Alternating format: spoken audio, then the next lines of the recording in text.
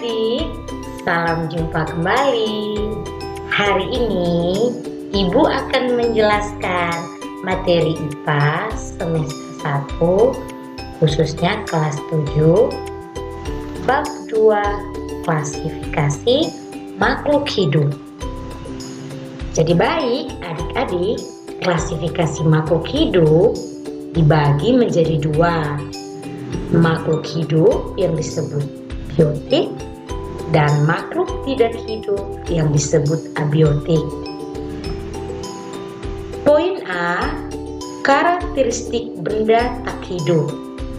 Setiap jenis benda mempunyai sifat atau ciri yang membedakan dari jenis benda lain, yaitu bentuk benda, ukuran benda, warna benda, keadaan permukaan benda, dan bahan penyusun benda.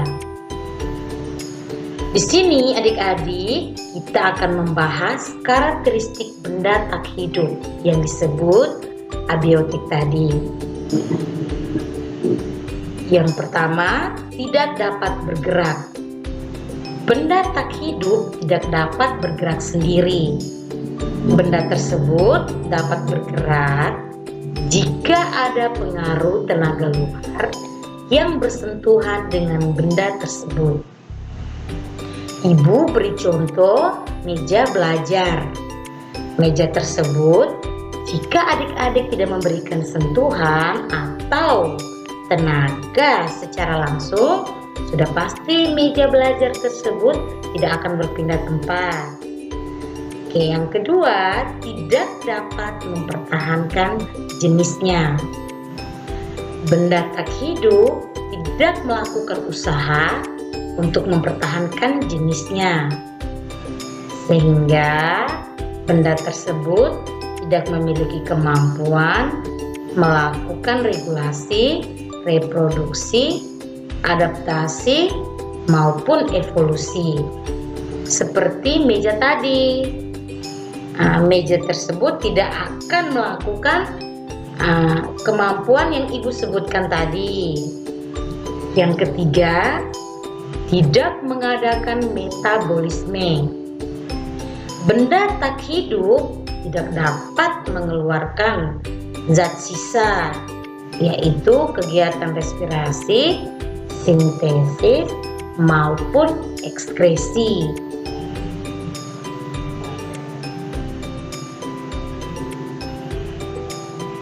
Oke, yang poin B, karakteristik makhluk hidup yang disebut biotik. Itu ada 8 karakteristiknya. Yang pertama, bernapas. Yang kedua, bergerak. Yang ketiga, memerlukan nutrisi atau makanan.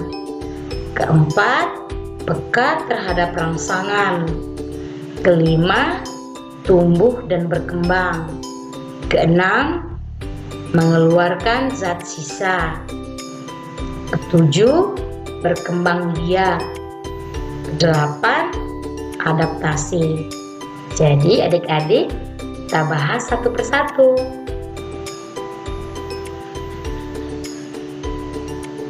Karakteristik yang pertama adalah bernapas. Bernapas yang disebut respirasi merupakan proses pengambilan oksigen dari lingkungan dan mengeluarkan gas karbon dioksida dari tubuh.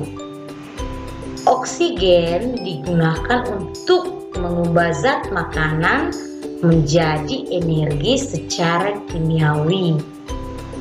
Energi yang dihasilkan digunakan untuk berbagai aktivitas tubuh. Jadi yang pertama, kita akan bahas alat pernapasan manusia. Alat pernapasan pada manusia adalah paru-paru. Jadi adik-adik perhatikan video ini ya. Oke, ini merupakan proses menghirup oksigen atau yang disebut O2 dan mengeluarkan karbon dioksida yang disebut CO2. Adik-adik perhatikan dulu. Oksigen yang diserap di dalam tubuh masuk ke dalam paru-paru. Jadi adik-adik, paru-paru kita ini mengandung kapiler darah. Kapiler darah akan membakar makanan yang kita makan. Nah, makanan yang kita makan ini akan menghasilkan suatu energi. Energi tersebut yang adik-adik gunakan untuk beraktivitas.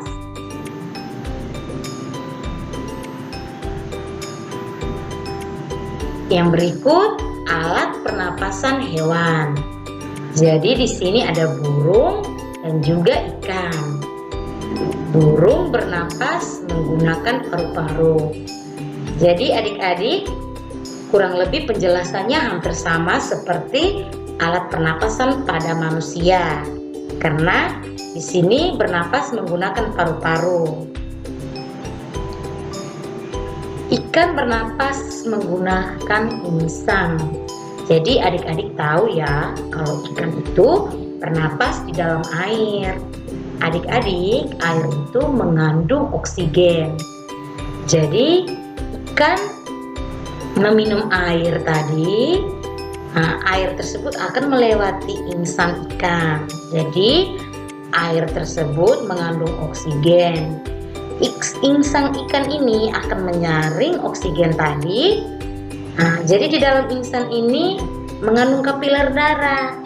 Ketika kapiler darah tersebut berfungsi untuk membakar makanan yang masuk ke dalam tubuh ikan sehingga menghasilkan suatu energi. Yang berikut, alat pernapasan tumbuhan. Tumbuhan bernapas mengambil oksigen melalui lubang-lubang kecil pada daun yang disebut stomata. Jadi adik-adik, stomata ini ada pada permukaan daun. Stomata dapat adik-adik sebut dengan mulut daun. Kalau diamati secara langsung, adik-adik tidak dapat melihat ada belahan atau mulut daun tersebut. Jadi bagaimana adik-adik mengamati? Yaitu menggunakan mikroskop. Karakteristik yang berikut adalah bergerak. Semua makhluk hidup dapat bergerak. Manusia dan hewan dapat bergerak bebas atau berpindah tempat. Manusia dan hewan membutuhkan sarana bantu untuk bergerak yang disebut alat gerak. Jadi adik-adik perhatikan, ada seorang anak kecil berjalan di suatu padang.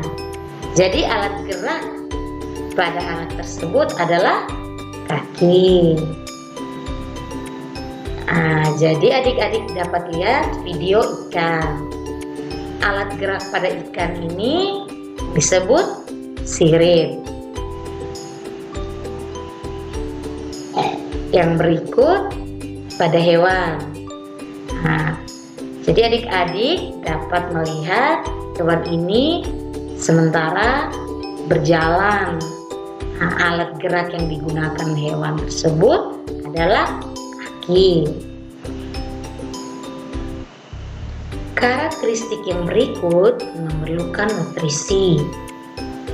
Makanan dan air merupakan kebutuhan bagi semua makhluk hidup. Makanan berfungsi untuk menghasilkan energi, pertumbuhan dan mengganti sel tubuh yang rusak. Air berfungsi sebagai zat pelarut dalam tubuh. Jadi adik-adik dapat perhatikan. Pada contoh, kita membutuhkan makanan untuk menghasilkan suatu energi untuk dapat beraktivitas kan adik-adik. Jadi kalau adik-adik tidak makan, sudah pasti adik-adik akan merasa lemas.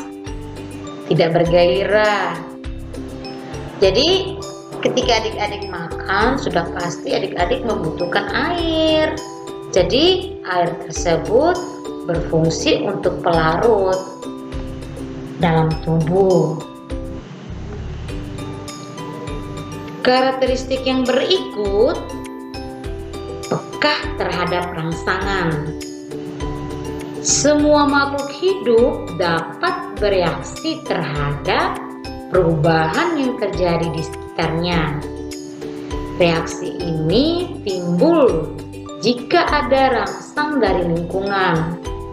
Rangsang dapat berupa cahaya, panas, dingin, bau dari gas, sentuhan, gaya gravitasi, derasa, dan lain-lain. Jadi adik-adik perhatikan video berikut ya.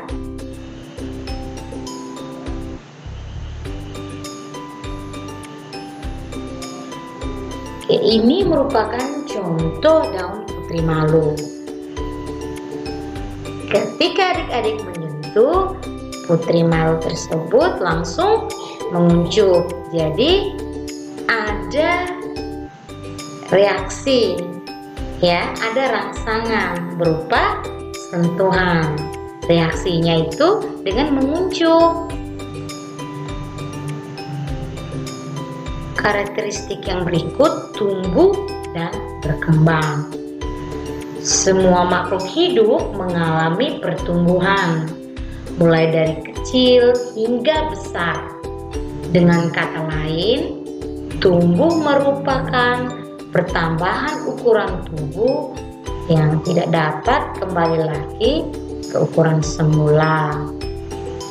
Pertambahan ukuran tersebut terjadi karena adanya penambahan jumlah dan pembesaran sel-sel penyusun tubuh. Makhluk hidup memerlukan makanan atau nutrisi untuk mendapatkan energi dan zat penyusun tubuh. Adik-adik dapat perhatikan contoh yang sudah Ibu tampilkan. Jadi ada dari bayi, anak-anak, remaja, dewasa, hingga ke tua. Kalau pada hewan, yang pertama itu dari telur, bulu kaki 2, kaki 4, hingga menuju ke atas dewasa. Karakteristik yang berikut mengeluarkan zat sisa. Pengeluaran zat sisa oleh makhluk hidup disebut ekskresi.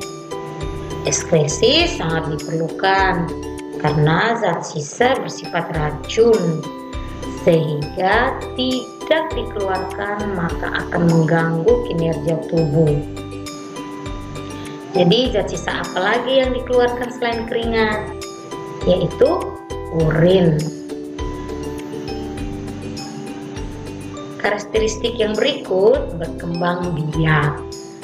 Tujuan makhluk hidup berkembang biak adalah untuk melestarikan jenisnya dari satu individu menjadi banyak individu. Itulah yang disebut dengan berkembang biak atau reproduksi. Jadi adik-adik dapat lihat ya gambar-gambar yang Ibu tampilkan. Ini Cristiano Ronaldo ya adik-adik, pasti semuanya kenal. Oke. Ini bayi panda yang lucu. Dan ini merupakan tumbuhan pisang yang berkembang biak. Kalau berkembang biak adik-adik artinya menghasilkan keturunan. Lebih dari satu ya adik-adik. Seperti ini. Panda, ada banyak panda dalam suatu tempat.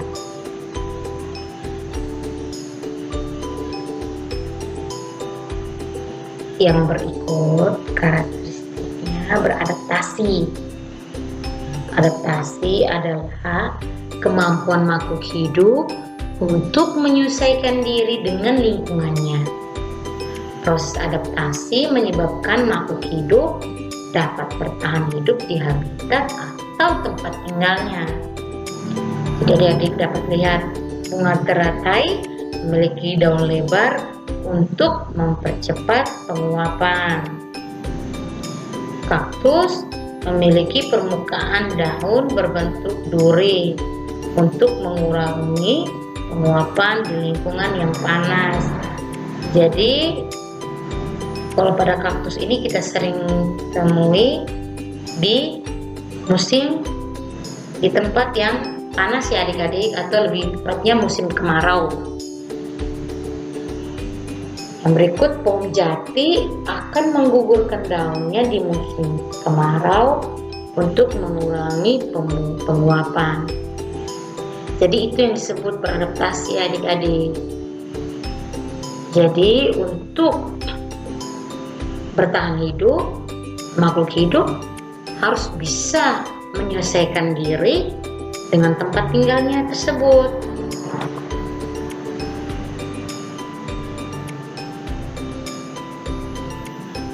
Yang berikut, adaptasi hewan dibagi menjadi 3 jenis, yaitu adaptasi morfologi, adaptasi fisiologi, adaptasi tingkah laku.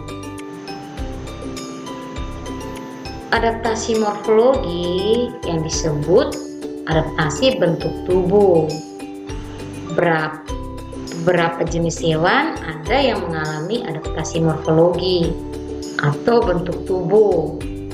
Misalnya ada hewan yang memiliki bentuk kaki, bentuk paruh, atau bentuk bagian tubuh lain yang membantu hidupnya di lingkungan tertentu. Contoh, bebek dan katak memiliki kaki yang berselaput untuk memudahkan mereka berenang atau bergerak di air. Kaki bebek dan katak berselaput bekerja seperti dayung yang permukaannya luas, sehingga mudah untuk memberikan dorongan saat bergerak di air. Jadi adik-adik, ini merupakan contoh katak ya adik-adik. Adik-adik dapat perhatikan ini, kakinya panjang, di bagian jari-jarinya ini terdapat selaput. Yang berikut, paruh burung yang berbeda-beda disesuaikan dengan jenis makanannya. Misalnya burung yang hidup di air atau sekitar laut membutuhkan paruh yang agak panjang dan lurus. Bentuk paruh ini membantu menahan ikan. Contohnya ada pinguin, burung pufin, dan cikalang. Kemudian ada burung pemakan serangga yang paruhnya runcing.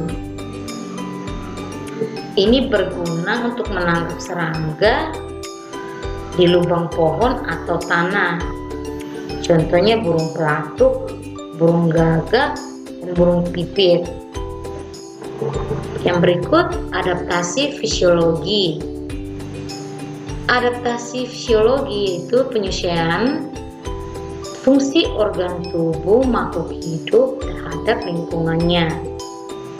Beberapa jenis hewan tertentu mengalami adaptasi pada fungsi tubuhnya yang membantunya bertahan hidup. Misalnya untuk mencari makanan atau mendeteksi mangsa. Contohnya, saat mencari makan di malam yang gelap, kelelawar akan memproduksi decakan atau suara melengking bernada tinggi yang bahkan tidak tertangkap pendengaran manusia atau yang disebut ultrasound.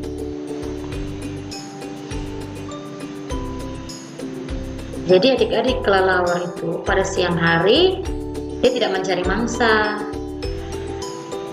karena pada siang hari kelelawar itu matanya buta dan dia tidak dapat melihat apapun. Jadi pada siang hari kelelawar tersebut beristirahat. Nah, pada malam hari kelelawar mencari makan.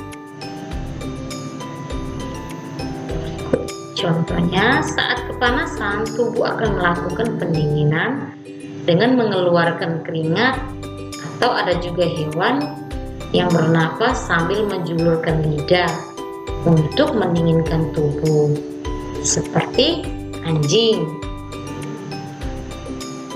Yang berikut, adaptasi tingkah laku. Adaptasi tingkah laku merupakan perilaku hewan tertentu yang dilakukan untuk menyesuaikan diri ataupun bertahan hidup. Misalnya, ada hewan yang bisa mengeluarkan zat tertentu dari tubuhnya, dan ada juga hewan yang bisa mengubah warna dan pola tubuhnya. Contohnya, gurita dan cumi-cumi bisa menyesuaikan diri dengan lingkungannya dengan memimikri, yaitu mengubah warna tubuhnya sesuai warna lingkungannya. Misalnya, gurita dan cumi-cumi menyamakan warna tubuhnya dengan bebatuan di laut atau warna yang menarik perhatian. Jadi, selain cumi-cumi ada juga pada bunglon. Bunglon dapat berubah warna atau ketika berubah warna sesuai dengan lingkungannya. Misalnya dia berada di daun atau menjauhi dari musuhnya, bunglon tersebut akan merubah warnanya itu persis seperti daun. Jadi tidak dapat, sehingga musuhnya tidak dapat mendeteksinya. Yang berikut, beruang dan beberapa hewan lainnya berhibernasi di musim dingin. Hewan seperti beruang, tupai, dan lemur mengurangi aktivitas untuk menyimpan cadangan energi agar tubuhnya tetap hangat.